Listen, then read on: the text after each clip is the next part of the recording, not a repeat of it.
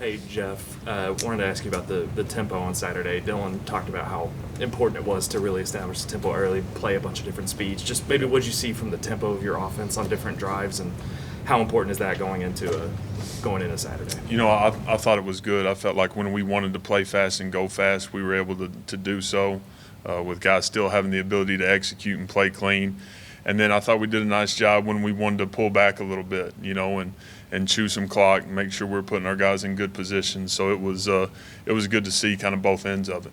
On Saturday when you play a team like SMU that plays really, really fast, wants to get up and down the field, how much more important is it to really think about tempo? Yeah, we want to dictate how the game is played for sure. There's no doubt about that. So we'll continue to be us. We got plenty to get better at, but it'll be a heck of a challenge on Saturday.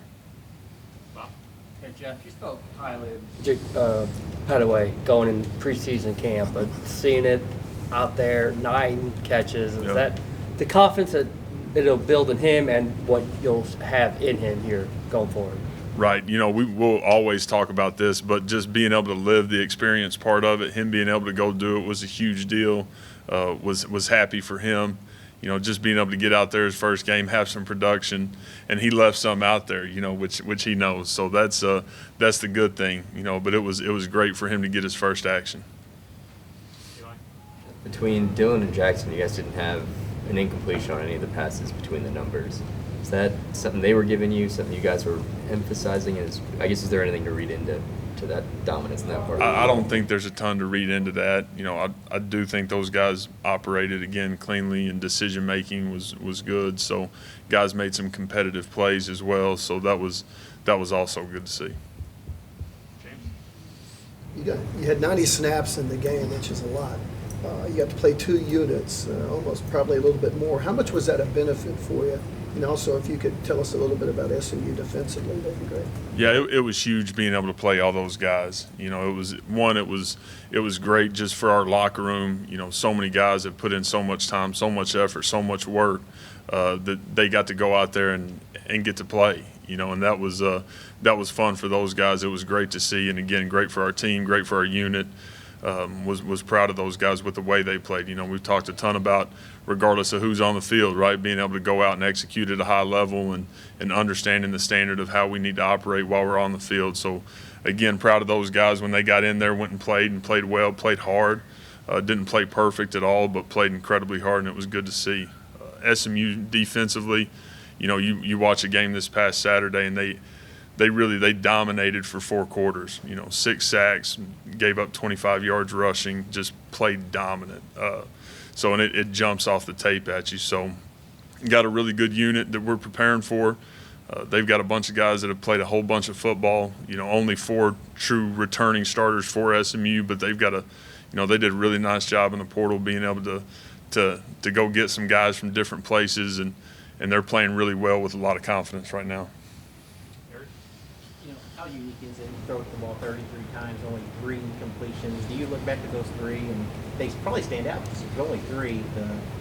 The ball to Jalil in the end zone, with the back shoulder, looked like a hard throw, and then the throw the Petaway. What do you remember about those 3 passes? Yeah, going back and watching them, Jalil had a chance to make that play in the end zone.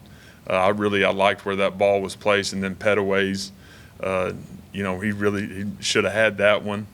So you go back and watch, but again, just was proud of the competitive plays too. Jay Gibb making some competitive plays. The first big shot to Andrell making a competitive play.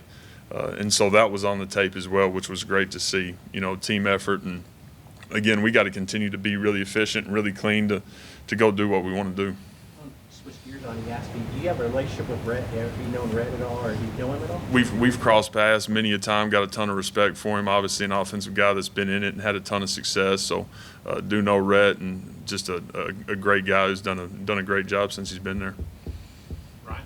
Yeah, Jeff.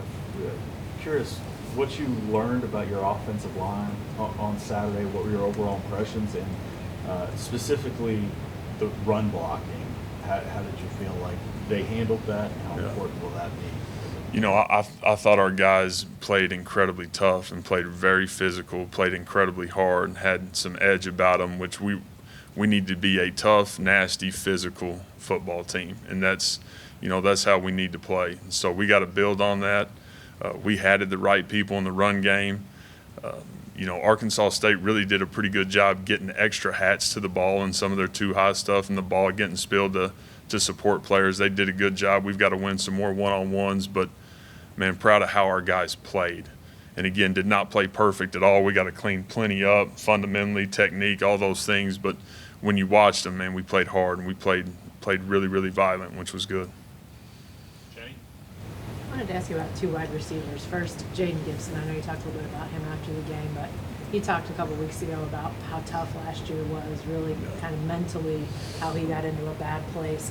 How did you see him come out of that? I mean, obviously didn't play much for you last year, but what have you seen as really important to him to get him to the point where he was able to make competitive catches Saturday? Yeah, I think he's done a good job of just sticking to the plan and not wavering. He's a guy that has had great maturity outside of our building since he's been here. He's had great maturity inside the building. And so I think, with who he is today and where he's at from, being a student to just being an everyday guy, he's in a really good spot. And so I think that's showing up for him. Made the two really competitive plays that were great. He's got to clean up a ton of detail because he's got a chance to make those even easier for himself, and that's the great thing, that he's going to watch the tape and already has and knows that he can play cleaner, but love the fact that he went and got both balls in the air, and proud of him. I also wanted to ask you about Gavin. How do so many people miss on a talent like that? Was it size? What was it with him? We're not very smart. I mean, it really is incredible. I think he's one of those guys, man. You always talk about recruiting is not you can never bat 1,000. It's different every single year with every single kid, and he's a young man that, again, he can play anywhere in America, and dang glad he's playing for us. Yeah, Jeff, Andrew, I'm wondering, what did you see from him in the portal when you guys were evaluating him? And was it tough because he played a little bit at Michigan, but there wasn't a ton of tape on him? Yeah, saw top end speed. I was very familiar with Andrell. At my last stop, recruited him out of high school, so there was some familiarity there. And then when he got in the portal, have some really close connections at Michigan, was able to reach out and talk to some people inside the building that they didn't want to lose him. They loved him. They wanted him there. Felt like he was going to be a starter for them. He needed to change, wanted a scheme change, I think, as much as anything. And, again, got on the phone and everything checked out. So knew he was going to be a guy that played with really good length and really good top-end speed, and that's what we needed. How much does that help you guys just open up the offense, especially replacing Marvin? No, it's huge. It absolutely is. Again, it's a deal where I think we've got a chance to play a bunch of guys at that position. Strength by numbers, man, we got a chance to, again, go roll 6-7 guys this week. So that's going to be huge moving forward. When you've got such a big running back rotation, is there like a learning curve or an adjustment for those guys, knowing that they kind of get a drive and then somebody else is coming in and don't really get a chance to get into rhythm but still have to go perform? Is that like a different adjustment than? I think for those guys, understanding making the most of every opportunity. When you get your opportunity, making the most of it, because there's other guys in the room that got a chance to go play.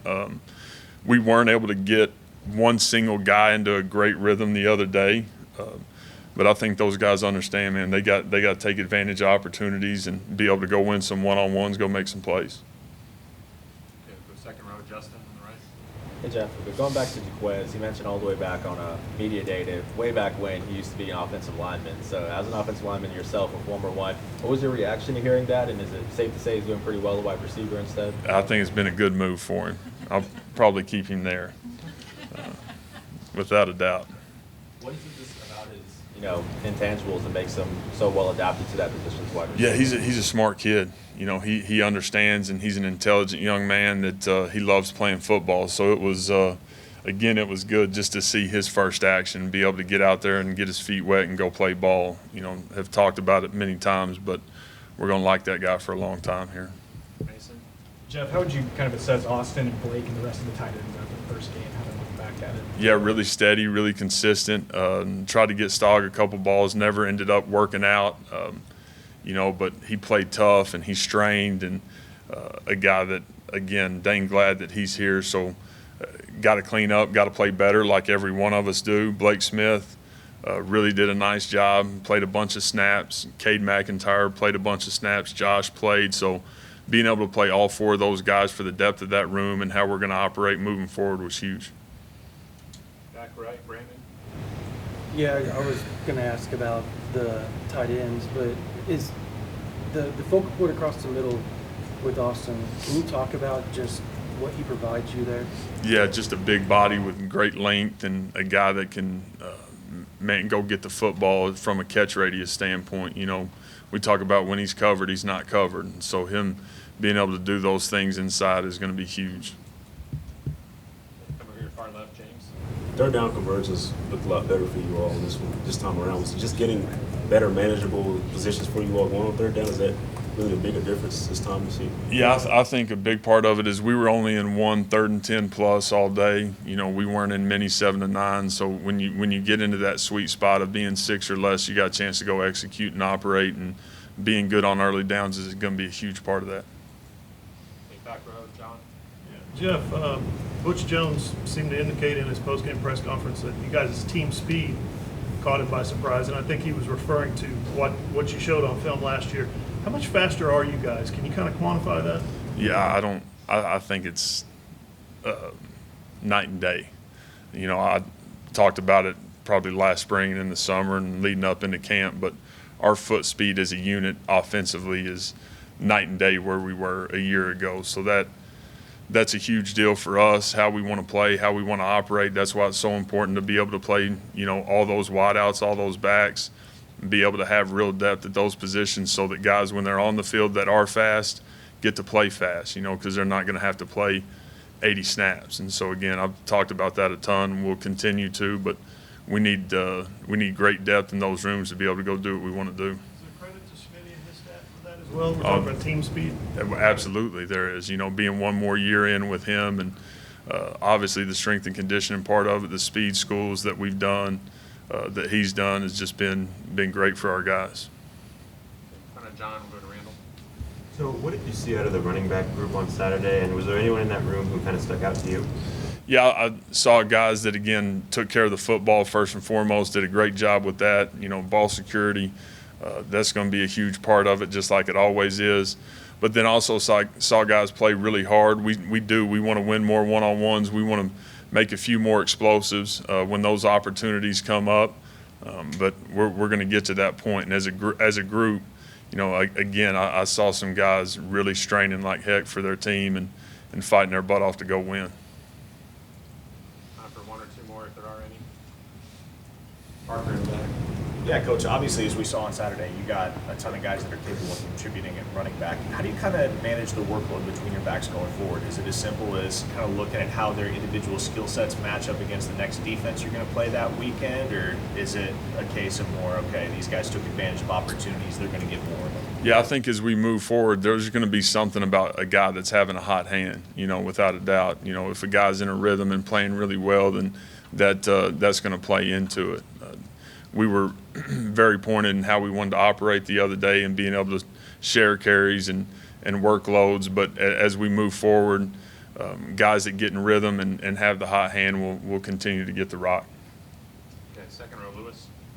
Jeff, what did you see from Emmett Jones just in terms of developing that wide receiver core throughout camp, and what was kind of the dynamic between you guys on Saturday? Yeah, Emmett's toughness and edge and just his consistency with his guys every single day has been incredible. You know, he's a guy that demands a ton out of that room, and he's been awesome for our staff. He really has. So from a scheme standpoint to holding those guys accountable and making them a unit, you know, that's something that's been big time for us.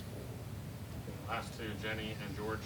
Can I go back to Jaden for a second? His recruitment was kind of condensed coming out of high school because he decommitted from Florida, and you guys were just getting in there on him.